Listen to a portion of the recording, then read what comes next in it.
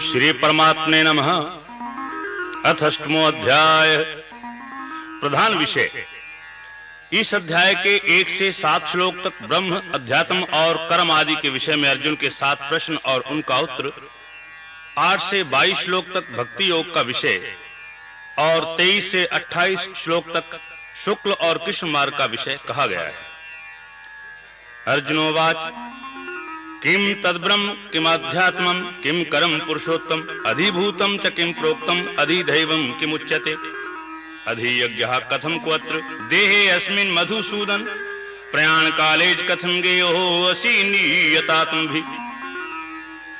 इस प्रकार भगवान के वचनों को ना समझकर अर्जुन बोला, हे पुरुषोत्तम, जिसका आपने वर्णन किया है वह ब्रह्म क्या है और अध्यात्म क्या है तथा कर्म क्या है और अधिभूत नाम से क्या कहा गया है तथा अधिदैव नाम से क्या कहा जाता है।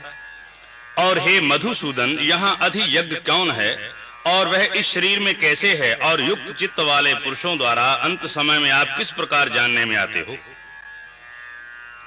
श्री भगवानोवाच अक्षरम ब्रह्म परमं स्वभावोऽध्यात्मुच्यते भूत भावोद्भव करो विसर्गा कर्म संगीता अधिभूतम क्षरो भावः पुरुषश्चाधिदैवतम अधियज्ञो अहमेवात्र देहे देहे भृतांबर।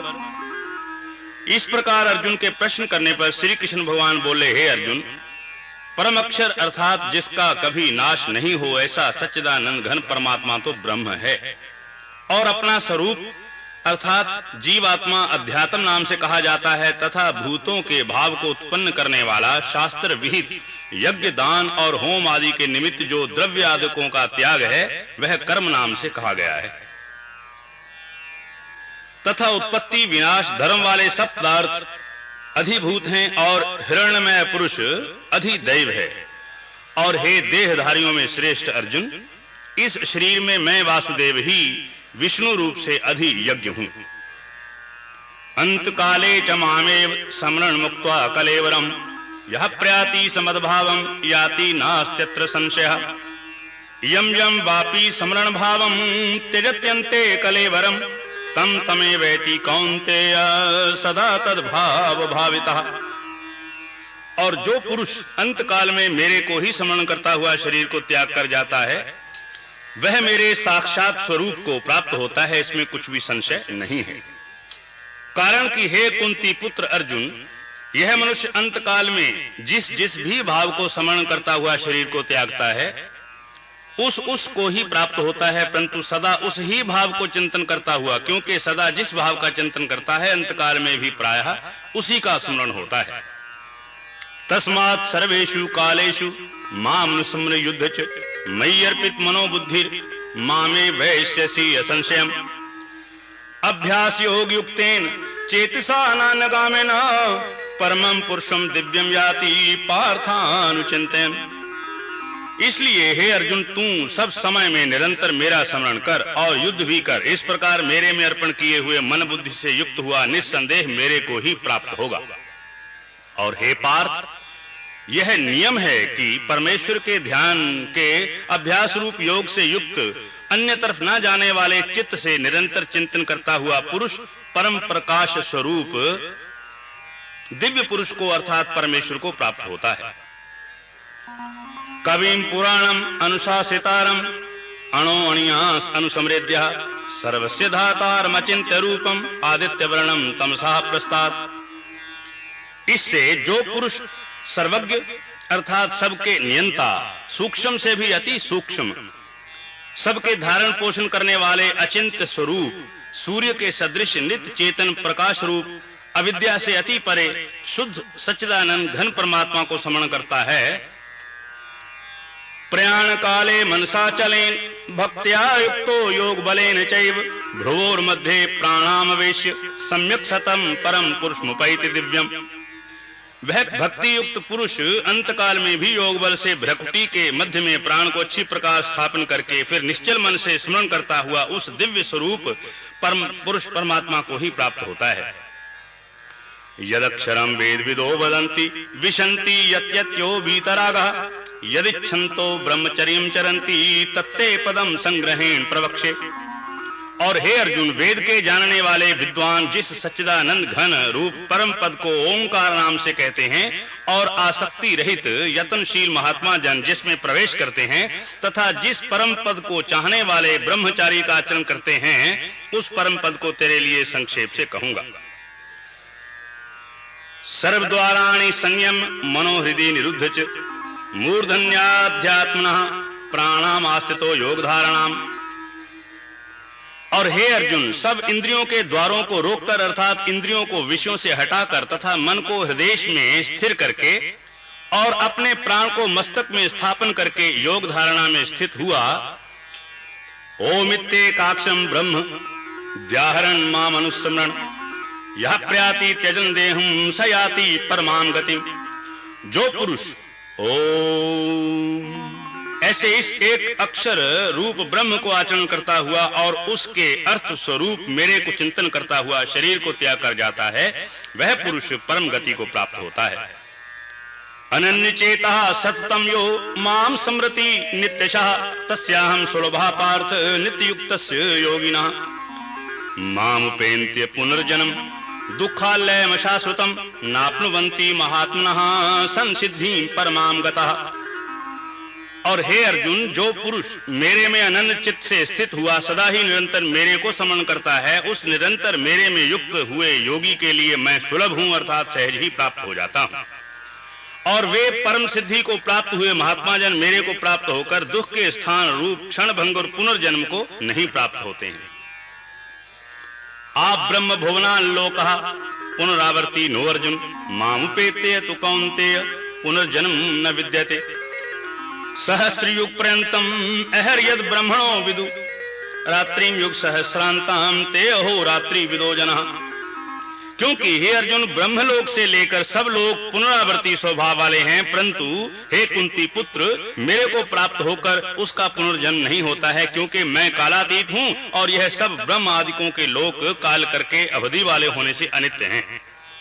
हे अर्जुन, ब्रह्मा का जो एक दिन है उसको 1000 चौकड़ी युग तक अवधि वाला और रात्रि को भी 1000 चौकड़ी युग तक अवधि वाली जो पुरुष तत्व से जानते हैं, वे योगी जन काल के तत्व को जानने वाले हैं।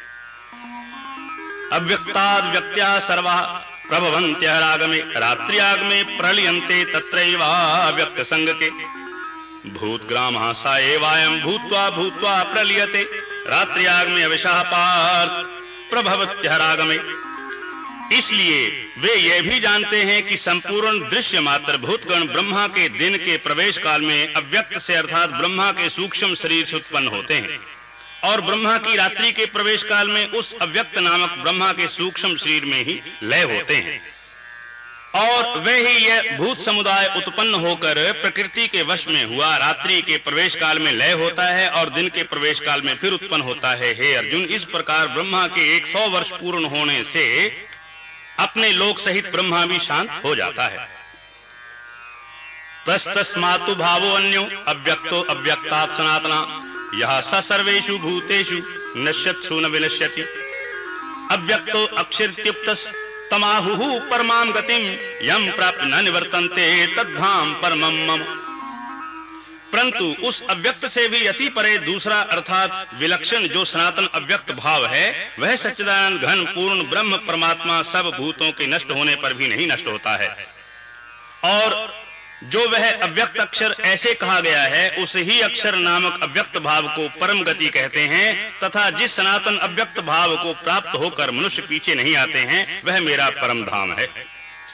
पुरुषः सा परः पार्थ भक्त्या लभ्यस्त्वन्यया यस्यांतः स्थानि भूतानि येन सर्वमिदं ततम्।